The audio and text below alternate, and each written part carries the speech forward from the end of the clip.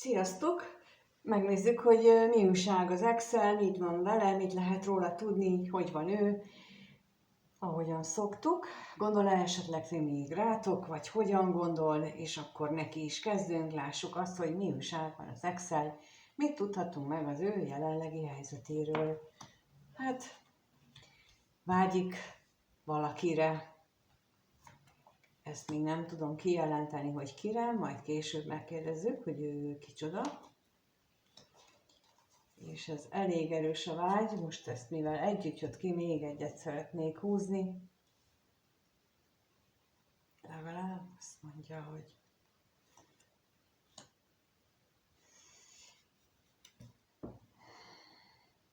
szeretne időt tölteni ezzel a személlyel, akire ennyire vágyik, aki lehetsz akár te is, szeretne időt tölteni, szeretne vele lenni, viszont amikor ebbe belegondol ebbe a kívánságába, akkor bizonyos ígéretei, amik kötik őt, azok is eszébe jutnak, és azok nem biztos, hogy lehetővé teszik azt, hogy ezzel a szeretett, vagy a szívének kedves személlyel legyen. Na most megnézzük még, mit jelent itt ez az özvegy férfi.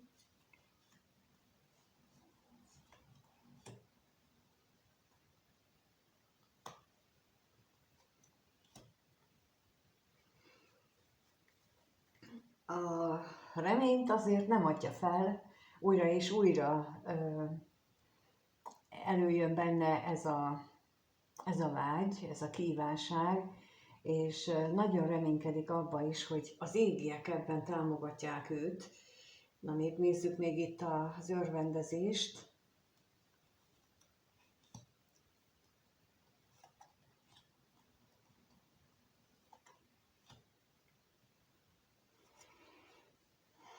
Az is lehetséges, hogy ő benne félelmek vannak a tekintetben, hogy egy újrakezdés, vagy egy új kezdet, az mennyi teherrel jár, akár anyagi teherrel is, de mindenképpen olyan félelmek vannak, ami az ismeretlentől való félelem. Tehát, hogy nem tudja, hogy hogyan alakulnának a dolgok.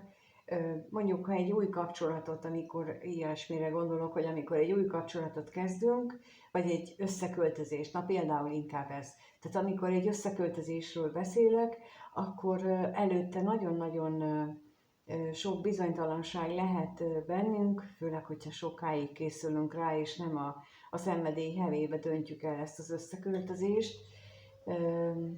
Hogyha így belegondolunk, akkor bizony ezer dolog is eszünkbe jut, ami hát megnehezítő, vagy nehezítő körülményként eszünkbe juthat, és olyan, mintha most ezeket venné sorba, és hát rengeteget talál, hogy milyen nehézség van. No, hát megnézzük akkor, hogy esetleg te vagy-e ez a személy, hogyan gondol rád, mert itt az látszik, hogy ő neki a teljes valóságát, a mindennapokat teljesen kitölti ez a személyről való gondolatok, és a szenvedély is, mert közben leesett egy lap, méghozzá az, amelyik a szenvedélyt jelöli. Úgyhogy megnézzük akkor, hogy ez az ex hogyan gondol a nézőre, milyen gondolatai vannak vele kapcsolatban, mit gondol róla, mit gondol vele kapcsolatban.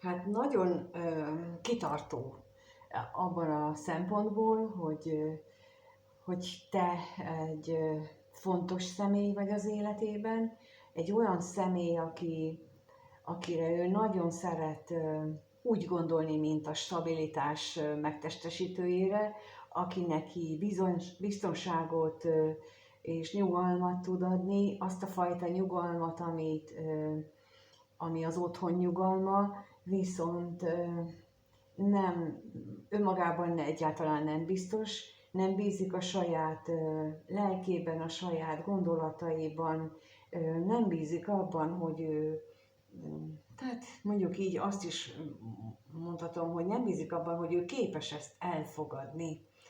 És ez itt most nagyon érdekes, ezt kérem most az egy férfire.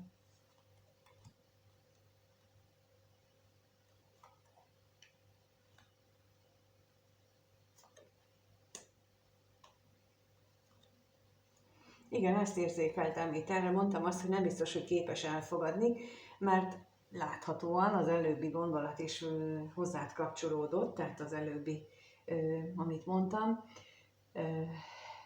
hogy szeretne veled lenni, szeretne veled időt tölteni, viszont egyáltalán nem biztos saját magában, hogy képes lenne ezt a veled töltött időt úgy megélni, hogy az valóban olyan legyen, mint az ő álmaiban. És akkor itt lehetséges egyeseknél az, hogy túl álmodja ezt az egészet, a kettőtök kapcsolatát, a kettőtök együttlétét, de az is lehet, hogy ő olyan félelmetes gondolatokkal él, hogy nem lenne annak jó vége, nem lenne abból semmi jó, nem származna abból semmi jó, mert hogy tulajdonképpen nagyon különbözőek vagytok, és akkor, mint amit az előbb mondtam példaként, hogy összeköltözés, itt ilyesmire is gondolok, hogy tulajdonképpen azon is elgondolkodik, hogy tudnátok-e például hosszabb távon együtt működni, vagy valami nagy veszteség, nagyon nagy kár lenne belőle, és ez az, ami az ő bizonytalanságát leginkább okozza, legalábbis amikor ő erről ábrándozik. Na nézzük még a lelkészt. Mert hogy miért van itt ez a lelkész?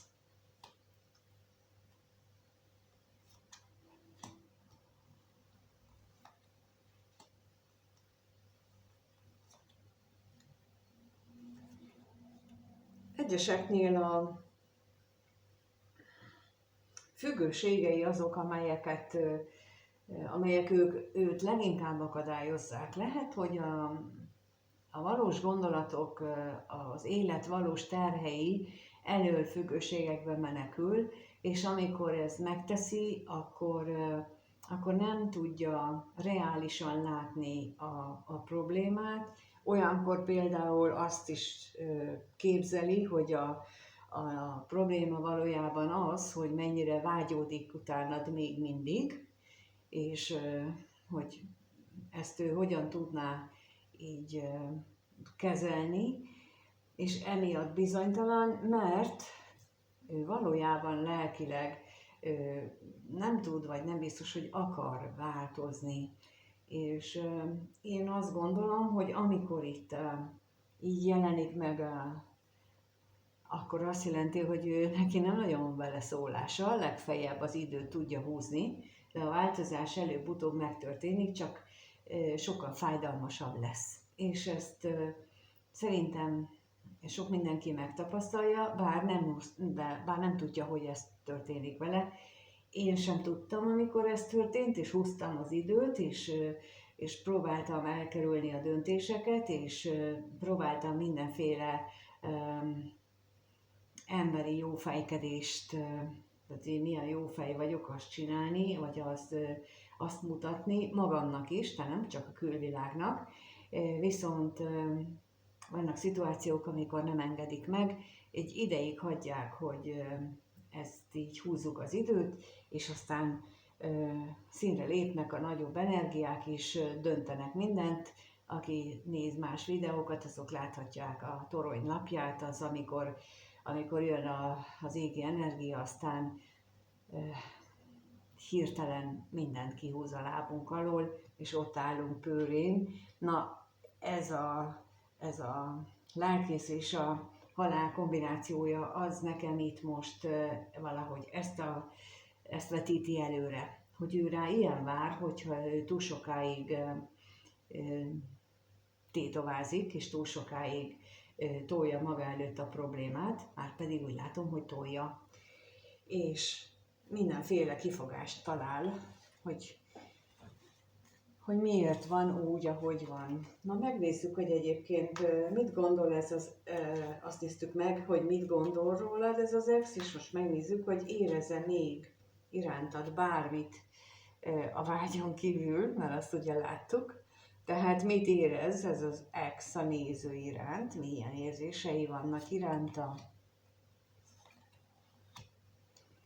milyen érzései vannak ennek az exnek a néző iránt.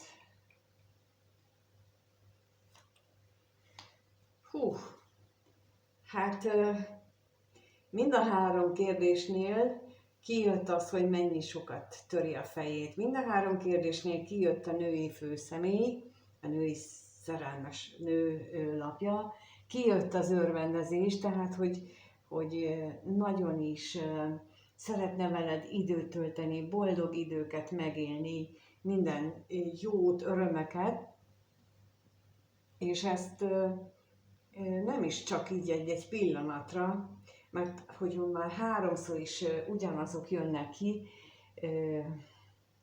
és ráadásul mindegyiknél kijött az özvegy férfi is, az ami pedig azt jelenti, hogy egyelőre ő ebben nem mer beleállni.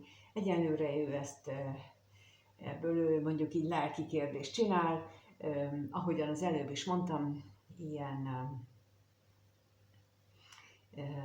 látványos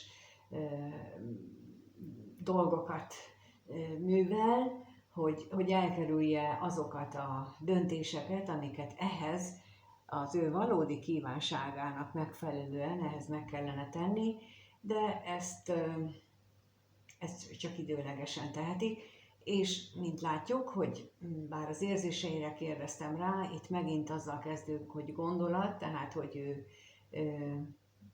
szétagyalja magát, hogy hogyan lehetne ezt is, hogyan lehetne azt is. Nagyon sokszor van úgy, hogy az emberek azt hiszik, hogy van ilyen köztes megoldás, és például itt is azt érzékelem, mint ahogy mondtam is az előbb, hogy lehetne ezt is, meg azt is megtartani, meg megkapni. Nincs ilyen. Az esetek többségében nincs olyan, hogy mindent is megkapok. Valamiből engedni kell. Lehet, nem is úgy mondom, hogy lehet, hanem hogyha legügyesebben tudjuk csinálni, akkor keveset kell engedni az egyikből, és mégis megkaphatom a másikat is. De ha nagyon elbénázzuk, akkor az egyiket teljesen el kell engednünk, és csak a másikat kapjuk meg, és igazából az időhúzással ennek az esélyét növeljük, hogy nagyon elbénázzuk, és itt ugyanezt érzékelem, hogy ő húzza az időt, gondolkodik, mindent is akar egyszerre, régit, újat, jobb és balt és mindent is, és ilyenkor van az, hogy mindent bukunk, és egy olyan eredményt fogunk kapni, ami hát messze rosszabb, mint ami első kézből lett volna, hogyha nem csinálunk semmit, hanem azt mondjuk, hogy jó, akkor ezt választom. Viszont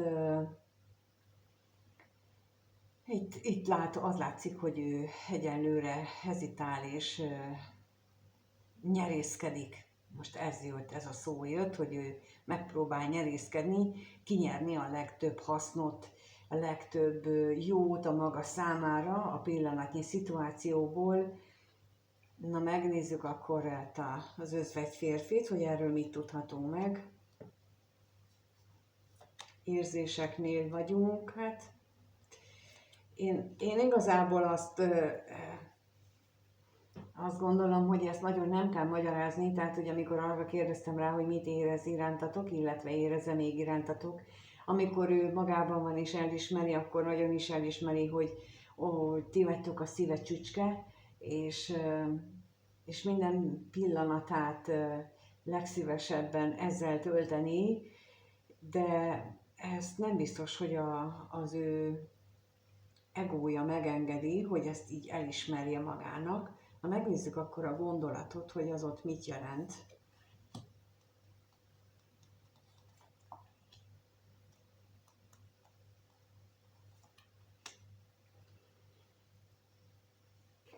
fél, mint ahogy azt mondtam, eddig részleteztem, hogy ő állandóan a veszteségtől fél, és erről az jut a szembe, hogy amikor nagyon sok mindenkivel találkozok, hogy azt mondja, hogy 20 év házasság, vagy 15 év házasság után, hogy most jaj, hová lesz az a 15 év, és akkor ezt sajnálgatják, és nem azt nézik, hogy előtte van még 30 év az életből. És a 15 év vagy a 20 évnek a dolgait sajnálgatja, miközben az előtte lévő 30 évet meg nem. Pedig az a 30 év az lehetne szép is, sőt, sokkal szebb, mint ami előtte, mint az a 20 év volt, csak a 20 évnek az anyagi terheit, vagy az anyagi oldalát látjuk, és azt nem nézzük, hogy a 30 év az meg lehet, hogy boldogságban telne el. Mindenképpen, hogyha erre még előtte még fel is dolgozzuk azt, hogy miért volt az a 20 év olyan, amilyen, és miért lett olyan vége, amilyen. És itt is azt érzékelem, hogy ő ezen buslakodik, ezen dilemmázik, hogy miért ment tönkre, hogy mi az, ami nem sikerülhet, milyen lehetséges problémák vannak itt benne a kettőtök kapcsolatában, az érzéseiben, hogyha ő beleáll az érzéseibe, és ez biztosan nem viszi őt előbbre, meg hát a kettőtök dolgát sem fogja ez előbbre vinni, és ezért fontos lenne most így a nagy világváltás idején, és akkor én most az energetikai világváltásra gondolok, együttálló nap, Neptunusz-Szaturnusz együttállásra a Kos 0 fokán, tehát én most arra gondolok, hogy ez egy őrült nagy változás, több ezer évre meghatározó változás, és itt ennek minden következményével az első időszakot belendíti a vasárnap jegyet váltó Uránusz, ami maga is egy ilyen lendületes, gyorsan, de belelép az ikrek jegyébe, ami aztán meg végképp a sebességről szól, és ott csak kapkodjuk majd a fejünket. Viszont az ikrek jegye azt is mondja, hogy légy résen, mert itt nagyon sok kétarcúsággal találkozhatsz, nagyon sok olyan dologgal találkozhatsz, ami nem is igaz, csak pillanatnyilag tűnik úgy, hogy igaz, és fordulsz egyet jobbra vagy balra, és már látod is, hogy ez kamu volt az egész. És ilyen időszak vár ránk, mindenkire más, de ez a több ezer éves átalakulásnak az első időszaka, első fázisát éljük mi most, és örülhetünk, hogy ilyen csodás történelmi időkben élünk.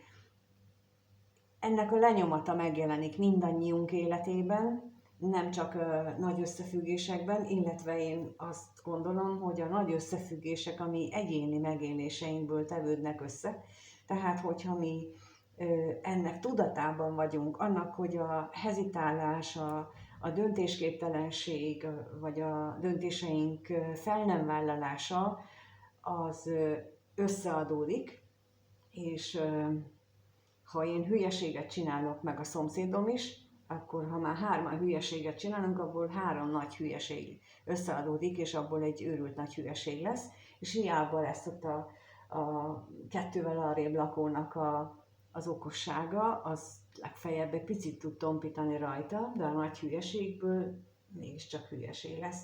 És emiatt fontos lenne, hogy ő is ennek engedjen, ennek az érzéseknek, és ne erre fókuszáljon, mert ez így úgy érzem most itt, hogy arányaiban, bár ugye ez is áramlat, meg az is, mégis elnyomja ennek az energiáját itt.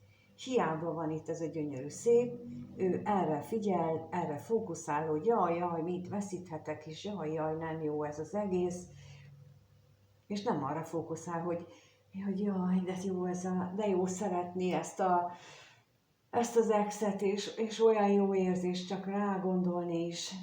Nem ezzel van elfoglalva, hanem mással. Úgyhogy hát így az érzéseit tekintve ilyen zűrzavaros egyébként, de hát szerintem kevesen vagyunk, akinek ennyire, vagy olyan nagyon tiszta lenne az érzések. Mindegyikbe keveredik egy kis zűrzavar, csak nálam most így nagyon erősen azt éreztem, hogy a veszteség irányába tolódtak el,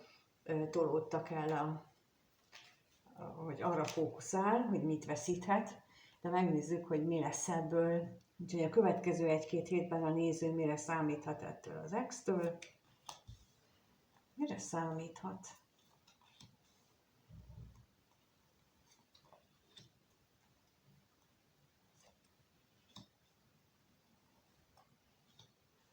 No, hát itt megint gondolkodik. Miért ne? Gondolkodik azon, hogy mi lenne, hogyha újrakezdés lenne, vagy legalábbis újra találkoznátok, és ez a találkozás az ilyen mondjuk így, hogy rendszeres lenne, vagy legalábbis valamiféle stabilitást hozna a kettőtök kapcsolatába. Megnézzük, hogy akkor mit jelent itt ez a látogatás.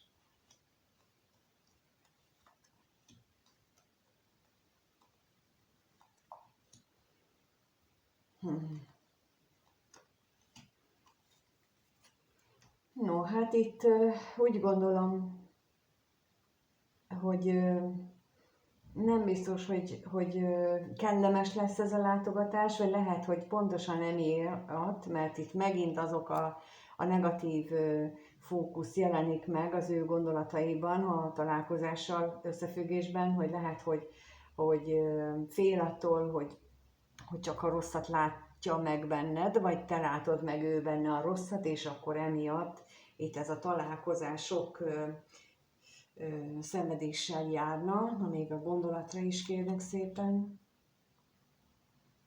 Hát pedig nagyon azt látom, hogy ő nagyon is szeretné ezt, nagyon szeretné újra megtapasztalni ezeket a jó dolgokat, amit már együtt megéltetek, viszont, mint mondtam, egyenlőre a negatív dolgokra fókuszál, és mindennek dacára, hogy ő mit érez, mit szeretne, ez mindennek dacára ő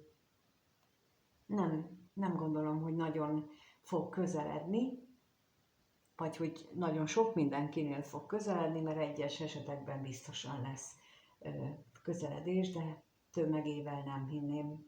Úgyhogy ez az, amit most így az Excel kapcsolatosan el tudtam mondani. Remélem valamilyen segítséget ismét jelentett nektek. Köszönöm, hogy itt vagytok és nézitek a videókat, és köszönöm, ha ezt lájkkal, kommenttel, vagy bármilyen interakcióval díjazzátok. És ha még nem vagytok feliratkozva, akkor kérlek, iratkozzatok fel a csatornára. A csatornatagságban meg tudjátok nézni a belső gyermekgyógyító és a karma, a kapcsolati trauma oldásukat, illetve ott tudtok egyéni videókat is az egyik tartalmaz kérni, a másik pedig legalább egy órás beszélgetést, amiben mindenfélét át tudunk beszélni, úgyhogy ezt is tudjátok kérni. Én biztatlak benneteket arra, hogy jöjjetek ezzel a lehetőséggel, és még sok minden más is van ott. Ha valami kérdésetek van, akkor az e-mail elérhetőségemet megtaláljátok a leírásban, keressetek nyugodtan, és mindenkinek minden jót kívánok addig is, ameddig nem találkozunk. Sziasztok!